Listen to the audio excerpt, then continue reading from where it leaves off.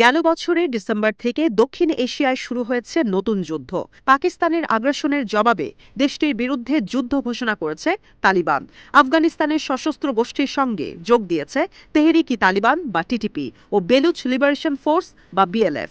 অন্যদিকে ইসলামাবাদের সঙ্গে হাত মিলিয়েছে তাজিকিস্তান ও তালিবান বিরোধী সশস্ত্র সংগঠন ন্যাশনাল রেজিস্ট্যান্স ফোর্স বা এনআরএফ। শত্রু মিত্রের সংখ্যা বাড়ানোর এই খেলায় যুক্ত হয়েছে ইরানের নাম। মাত্র এক বছর আগেই ইসলামাবাদের সঙ্গে পাল্টাপাল্টি ব্যালিস্টিক মিসাইল হামলায় জড়ায় তেহরান। অথচ এবার তালিবানের সঙ্গে কূটনৈতিক সংঘাতে জড়ানোর মাধ্যমে শেহবাজ শরীফ সরকারকে প্রচ্ছন্ন সমর্থন দিল আয়াতুল্লাহ খামেনি প্রশাসন। ঘটনার সূত্রপাত ৩০ ডিসেম্বর। এদিন হেরাত প্রদেশে জলাধার চালুর সিদ্ধান্ত নেয় তালিবান।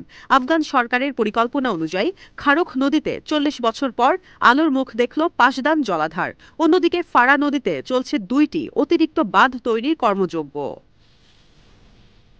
পশ্চিমাঞ্চলীয় প্রদেশটিতে পানির সংকট দীর্ঘদিনের, যা সমাধানের জন্যই শুরু হয়েছে বাঁধ তৈরির কার্যক্রম।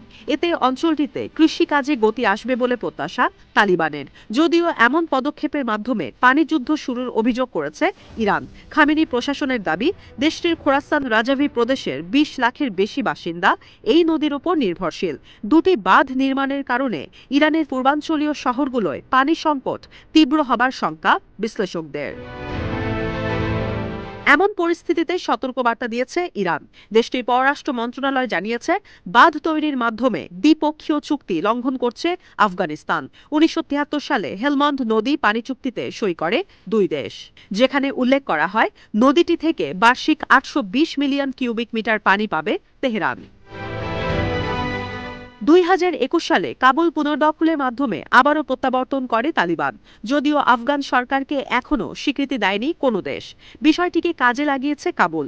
দুই দেশের মধ্যে বর্তমানে কোনো চুক্তি কার্যকর নেই উল্লেখ করে বিবৃতি দিয়েছে আফগানিস্তানের পররাষ্ট্র মন্ত্রণালয়। জাতীয় উন্নয়নের জন্য বাঁধ তৈরি গুরুত্বপূর্ণ বলেও জানানো হয় বিবৃতিতে। হিন্দুকুশ পাহাড় থেকে সৃষ্টি হয়েছে হেলমন্দ নদী। উজানের দেশ আফগানিস্তান হয়ে যা প্রবাহিত হয়েছে ভাটির দেশ ইরানে। দীর্ঘদিন ধরে পানির প্রবাহ বন্ধ থাকায় পূর্ব ইরানের বেশ কিছু অঞ্চলে দেখা দিয়েছে খরা। সিস্তান অঞ্চলের জলাভূমি এখন পরিণত হয়েছে লবণের স্তূপে। উজানে বাঁধ তৈরিতে জনজীবন ও প্রকৃতি আরও বিপন্ন হবার শঙ্কা তৈরি হয়েছে। তাই প্রকল্প পুনর্বিবেচনা করতে তালিবানকে আহ্বান জানিয়েছে ইরান।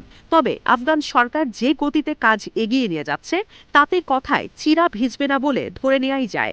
এখন খামেনি প্রশাসনের পরবর্তী পদক্ষেপের দিকে তাকিয়ে বিশ্ব।